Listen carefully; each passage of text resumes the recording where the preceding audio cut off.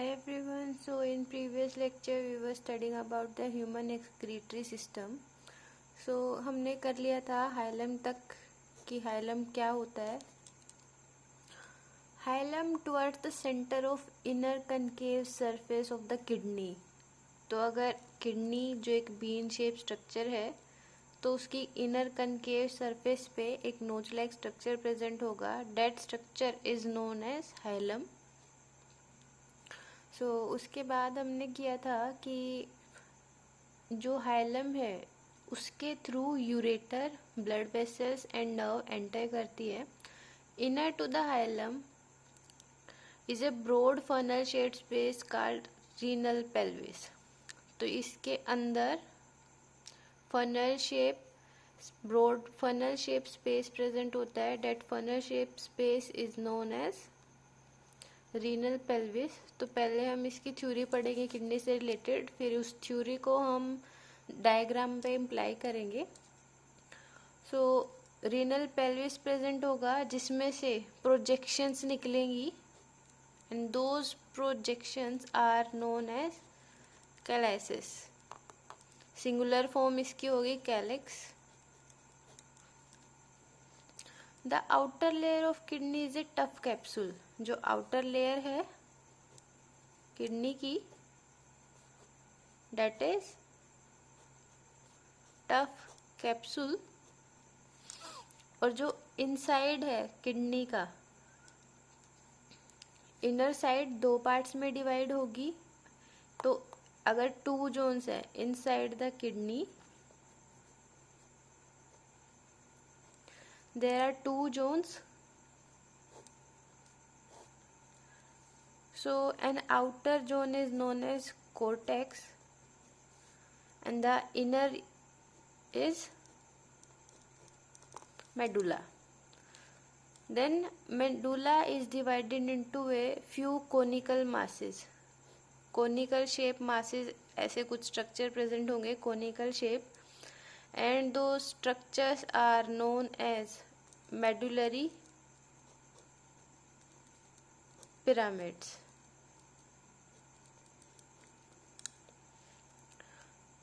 जो प्रोजेक्टिंग होंगे कैलेक्स के बीच में.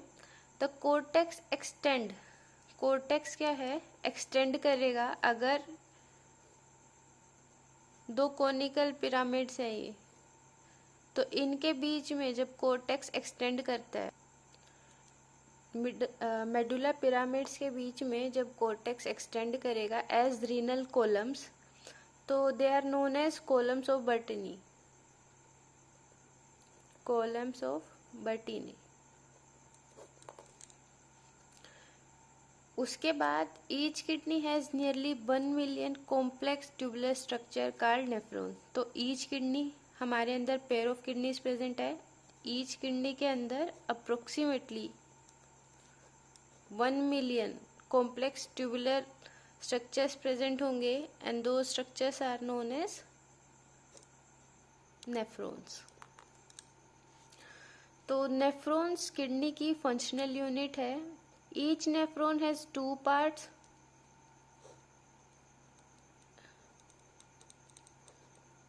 Each nephron has two parts.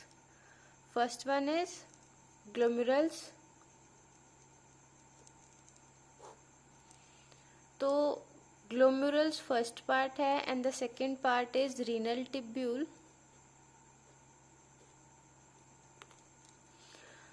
Glomerulus stuffed मतलब एक तरह से गुच्छा है कैपिलरीज का, formed by efferent arteriole. तो tuft of capillaries formed by efferent arteriole.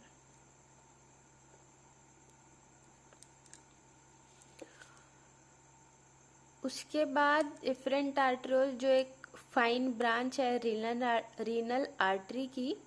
Blood from the glomerulus is carried away by an efferent. ये तो एफरेंट आर्ट्रियोल है और जब ब्लड कैरीड आउट होगा वो होगा इफरेंट आर्ट्रियोल से. तो ये ब्लड को बाहर की तरफ मूव करते हैं. अब उसके बाद आती है रीनल टिब्यूल। क्या होता है? Renal tubule begins with a double walled cup like structure called Bowman capsule. तो Bowman capsule is a part of renal tubule which encloses the glomerulus. तो ग्लोमेरुल्स को जो इनक्लोज करता है वो बोमन कैप्सूल है। ग्लोमेरुल्स along with Bowman capsule is called Malpighian body, or we can say renal corpuscles. So Bowman capsule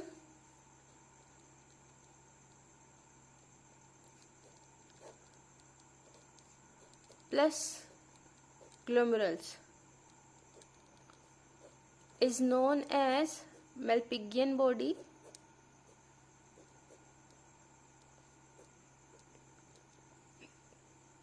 or renal corpuscles. The tubule continue further to form a highly coiled structure बनेगा. That highly coiled structure is known as proximal convoluted tubule. तो उससे पहले जो हमने पीछे पढ़ा है उसको हम अब डायग्राम पे इम्प्लाई करेंगे. अब किडनी का स्ट्रक्चर लॉन्गिट्यूडिनल सेक्शन ड्रॉ करेंगे.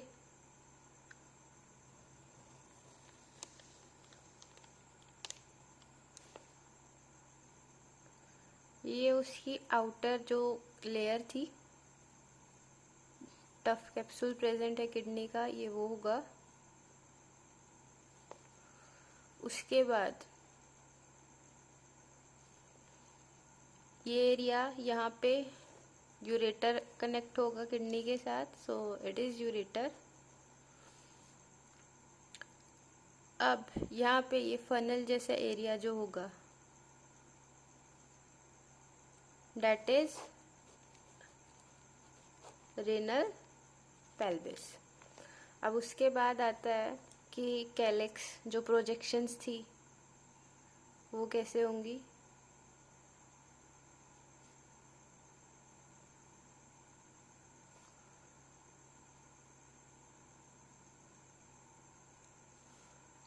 और इन प्रोजेक्शंस पे these are calyx. Medullary pyramid structure present होंगे, कोनिकल शेप.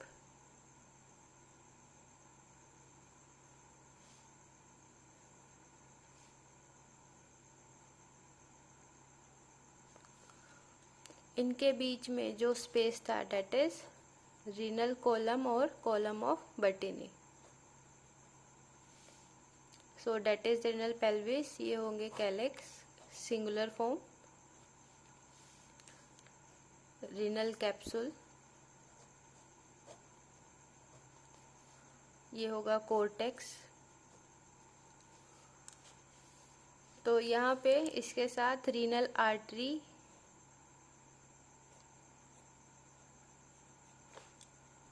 और ऐसे ही रीनल वेन कनेक्ट होगी. Artery and renal vein connect होंगी.